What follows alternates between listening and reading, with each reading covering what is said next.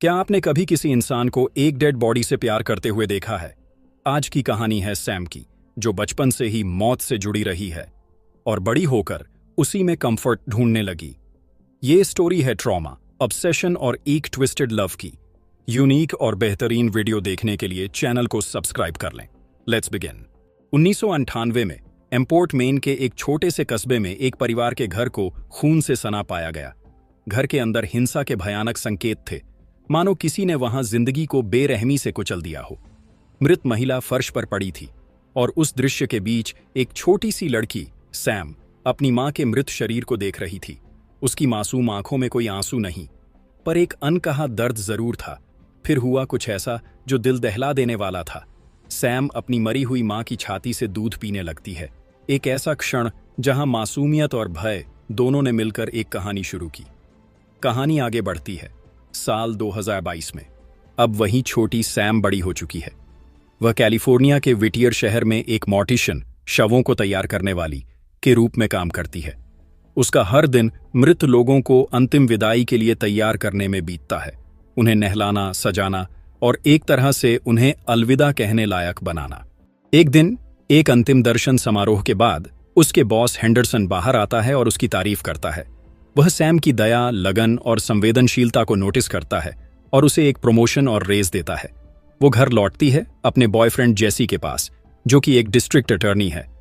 वो खुश होकर उसे रेज की बात बताती है और दोनों फैसला करते हैं कि वो शाम को इसे सेलिब्रेट करेंगे। खुशी में झूमती सैम उसे गले लगाने की कोशिश करती है, थोड़ा रोमांटिक होने की भी, लेकिन जेसी मुस्कुराकर उसे धीरे से रोक देता है। वह कहता है, तुमने चाहे जितनी बार भी नहाया हो सैम, पर तुम्हारे शरीर से अब भी फॉर्मल्डिहाइड, एक शव संरक्षण द्रव की हल्की सी गंध आ रही है। सैम चुप हो जाती है और उस रात दोस्तों के साथ वाइन पीते हुए वो इस रिजेक्शन के बारे में बात करती है। वो सोचती है, क्या जेसी को सच में उसका काम पसंद नहीं है? क्या वो उसके प्रोफेशन को क्रीपी समझता है? उसके दोस्त उसे समझाते हैं, रिश्तों में समझौते जरूरी होते हैं, पर तुम्हारा काम तुम्हारे दिल के बहुत करीब है। जब उससे पूछा जाता है, अगर तुम्हें जेसी और तुम्हारे काम में से किसी एक को चुनना हो तो सैम चुप हो जाती है। फिर कहती है, मुझे अपने काम से जुड़ाव है, क्योंकि मैं मृतकों को आखिरी विदाई देने में परिवारों की मदद करती हूं। ये सिर्फ नौकरी नहीं, ये मेरा मकसद है। एक दिन सैम अपने काम में व्यस्त होती है, एक मृत व्यक्ति को अंतिम दर्शन के लिए तैयार कर रही होती है। तभी वहां अचानक घुसता है एक नया कर्मचारी, चार्ली, जो कि ग्रेव डिगर और डेथ रिमूवल टेक्नीशियन है। वो एक और शव लेकर आता है। सैम गौर करती है कि चार्ली शव को बैग में रखते हुए कुछ फुसफुसा रहा है। जिज्ञासा से भरी सैम उससे बाद में पूछती है, तुमने उस मरी हुई महिला से क्या कहा? चार्ली मुस्कुराकर जवाब देता है, मैंने उसे धन्यवाद कहा, मुझे उसे ले जाने का सौभाग्य देने के लिए। उसके लिए मृतकों को ले जाना कोई काम नहीं, बल्कि एक पवित्र कर्तव्य है। सैम उसकी इस संवेदनशीलता से प्रभावित होती है। उसे लगता है शायद चार्ली ही एक ऐसा इंसान है जो मृत्यु को जीवन की तरह महसूस करता है।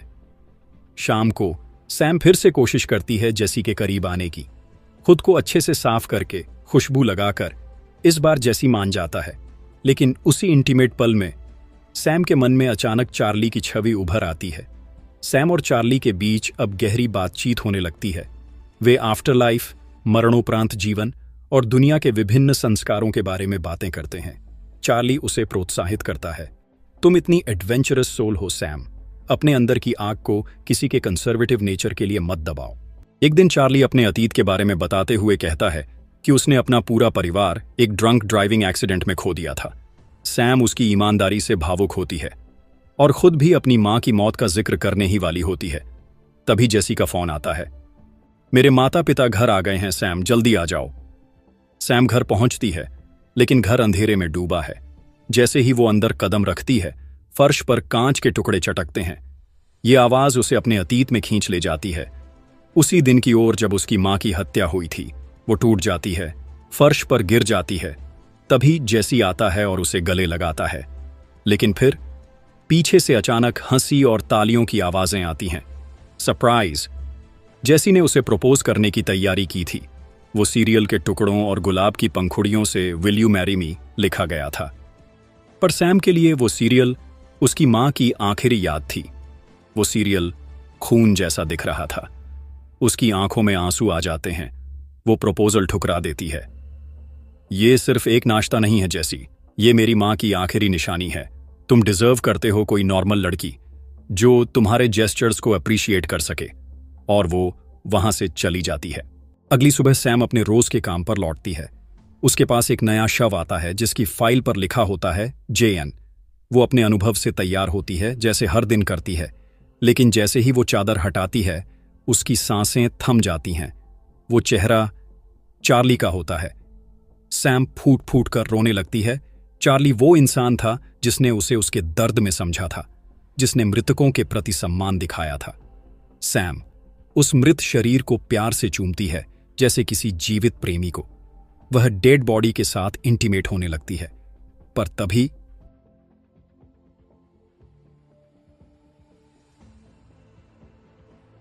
उस लाश का हाथ अचानक उसकी टांग को जकड़ लेता है। सैम चीखती है, पीछे हटती है, आश्चर्य और भय में डूबकर दोबारा देखती है, पर वहां कोई शरीर नहीं होता, बस मृत्यु की गंध बाकी रह जाती है। वो उलझी हुई बाहर भागती है, उल्टी करते हुए, और तभी चार्ली जिंदा उसके सामने आ खड़ा होता है। सैम अविश्वास और गुस्से में उसे घूरती है। चार्ली बताता है कि उसने एक विशेष दवा ली थी जिससे उसकी सांसें धीमी हो गईं, और एक फर्जी शव चीरा, प्रोस्थेटिक ऑटोप्सी कट, का इस्तेमाल किया, सिर्फ सैम को उसके इमोशनल ट्रॉमा से बाहर लाने के लिए। सैम उसे घूरती है। तुमने मेरी ग्रीफ का नाटक बना दिया, तुमने मुझे धोखा दिया। चार्ली पछतावे में डूबा होता है, कहता है, मैं सिर्फ तुम्हें हील करना चाहता था सैम, तुम्हें तुम्हारी सच्चाई दिखाना चाहता था। लेकिन सैम अब उसे कभी ना पहचानने का फैसला करती है। वो कहती है, हम दोनों एक जैसे नहीं हैं चार्ली, और उसे मॉर्चरी की डरावनी दीवारों के बीच अकेला छोड़कर चली जाती है। 2 महीने बाद अब सैम एक मेकअप काउंटर पर काम कर रही है, जहां उसकी जिंदगी पहले की तुलना में शांत लेकिन बेरंग हो चुकी है। उसकी सहेली डैनी देखती है कि सैम अब वो नहीं रही। उसके चेहरे पर उदासी की परत और आत्मा में खालीपन दिखता है। सैम मुस्कुराकर कहती है, मैं बस एक बोरिंग नॉर्मल जिंदगी चाहती हूं। फिर आता है उसकी शादी का दिन। सब कुछ खूबसूरत होता है, फूल, वाउज और जेसी की तरफ से एक इमोशनल वीडियो मोन्टाज। पर जैसे ही सब भावुक हो रहे होते हैं, एक वीडियो क्लिप अचानक सब कुछ बदल देती है। एक ग्रेनी वीडियो जिसमें सैम एक लाश के साथ इंटीमेट होती है। हॉल में सन्नाटा छा जाता है, जैसी सन्न रह जाता है। उसकी आंखों में चोट, भ्रम और क्रोध। वो चीखते हुए कहता है, तुम बताओ सैम, क्या ये तुम नहीं हो? सैम घबराकर कहती है, चार्ली एक पागल है, वो सब कुछ झूठा है। लेकिन तभी चार्ली चर्च में घुस आता है। उसकी आंखों में आंसू और गुस्सा दोनों होते हैं। वो चिल्लाता है, तुम सबने सैम के अंदर की रोशनी को मार डाला। सैम उस पर टूट पड़ती है, क्या तुमने ये वीडियो शूट किया था चार्ली? चार्ली कहता है, हां, लेकिन सिर्फ इसलिए ताकि तुम अपनी सच्चाई से भाग ना सको। मैंने ये सब प्यार में किया सैम। सैम का गुस्सा फूट पड़ता है। वो शादी छोड़कर भाग जाती है। पीछे रह जाता है जेसी का टूटा दिल और चार्ली की बेतुकी मोहब्बत। सैम अब एक मेड जॉब के लिए अप्लाई करती है, बट वायरल वीडियो के कारण कोई उसे हायर नहीं करता।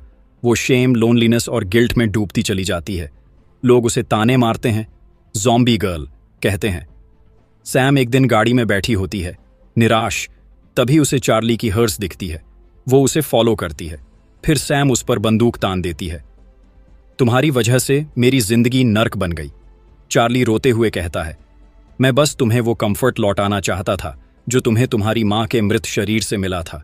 तुमने कभी नहीं समझा, तुमने उसे मरा हुआ समझा, लेकिन तुमने फिर भी उसका ख्याल रखा क्योंकि वो तुम्हारा आखिरी प्यार था।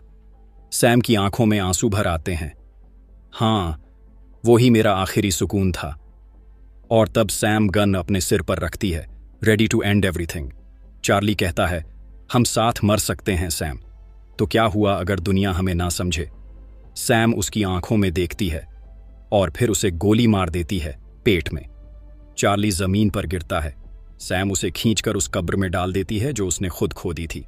फिर मिट्टी डालती है और दोनों एक ट्विस्टेड, बीमार मोहब्बत में डूबते चले जाते हैं।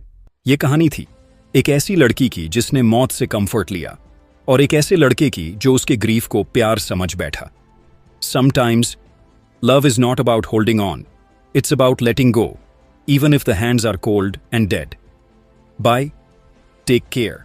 Radhe Radhe.